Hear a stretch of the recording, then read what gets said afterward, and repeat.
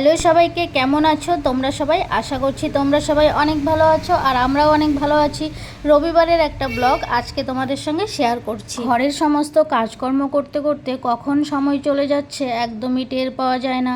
সকালবেলা উঠে তো ডেইলি রুটিন থাকবেই, ঘর মোছা, ঘর ঝাঁট দেওয়া, কাপড় কাচা, বাসন ধোয়া, এসব করতে করতেই সময় কিন্তু চলে যায়, একদমই বোঝা যায় না। আর সব কিছু কিন্তু ভিডিওতে দেখানোও যায় না, কারণ কত সময় এমন হয় আমাদের আশেপাশে কেউই থাকে না ভিডিও করার জন্য, আর নিজের হাতে কিন্তু কাজকর্ম করে আবার ভিডিও করা অসম্ভব হয়ে ওঠে।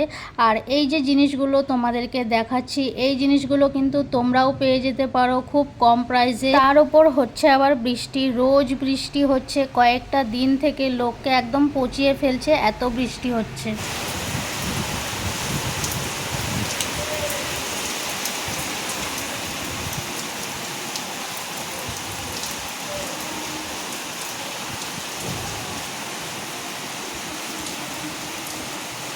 আজকে আমার ছেলের চুল কাটানো হয়েছে, মুখটা দেখো তোমরা, ওর মুখটা কেমন লাগছে দেখতে।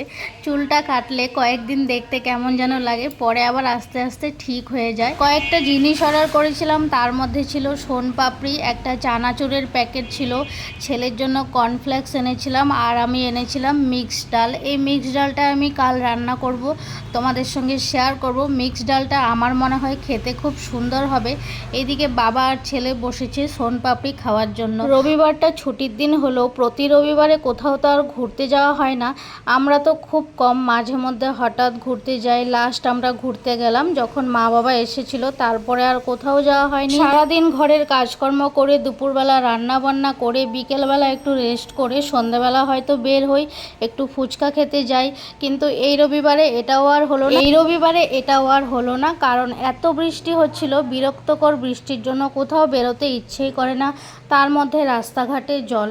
চলো দুপুরবেলা রান্নাবান্না করি। বরকে পাঠিয়েছিলাম বাজারে, বাজার থেকে আজকে আবার নিয়ে এসছে কতগুলো বাটা মাছ। আমাকে ফোন করে জিজ্ঞেস করেছিল বাটা মাছ নিয়ে আসবো, আমি বলেছিলাম একটু করে নিয়ে আস। রবিবারের ভিডিওটি একদম ভালো হয়নি, আমি এক হাতেই ফোনটা ধরে রেখেছিলাম, আবার এক হাত দিয়ে কাজ করেছিলাম। ট্রাইপডটা নষ্ট হয়ে গেছে, যার জন্য ভিডিও করতে খুব অসুবিধা হচ্ছিল।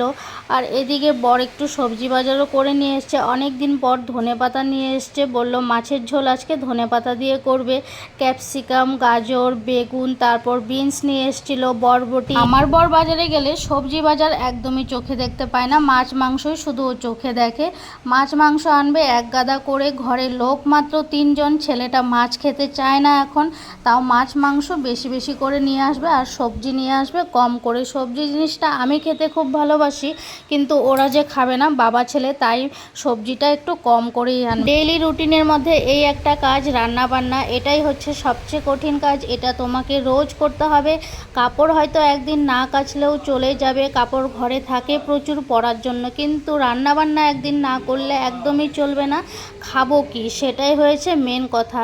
তাই ডেইলি রুটিনের মধ্যে সবচেয়ে বড় কাজ আমার তো মনে হয় এটাই, রান্না বান্না। রান্না বান্নাটা শেষ হয়ে গেলে মনে হয় অনেক বড় একটা কাজ শেষ হয়ে গেছে। মাছগুলো ধুয়ে পরিষ্কার করে নিয়েছিলাম, কাতলা মাছের ঝোল করব আজকে আলু বেগুন দিয়ে। অনেক দিন হয়ে গেছে আলু বেগুন দিয়ে কাতলা মাছের ঝোল খাওয়া হয় না, আর বর বলল ধনেপাতা দিয়ে ঝোলটা করবে, খেতে ইচ্ছে করছে খুব। এদিকে বাটা মাছ খুব কম নিয়েছিলাম, অনেকগুলোই এনেছিল, আমি মাত্র 6টা নিয়েছি। ছেলে হয়তো খাবেই না, বাটা মাছটাকে ভাজা করব। বরমশাই বলল বাটা মাছটাকে ভাজা করবে। মাছগুলো ভেজে নিলাম, আর এই দিকে দেখো আলু কেটে রেখেছি, সঙ্গে কটা বেগুনও কেটে দিয়ে দিলাম।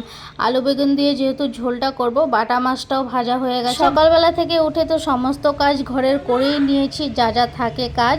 এখন শুধু রান্নাবান্নাটাই বাকি ছিল, রান্নাবান্নাটা করে চান করব, চান করে ঠাকুরকে পুজো দেওয়া আর খাওয়া দাওয়া করা।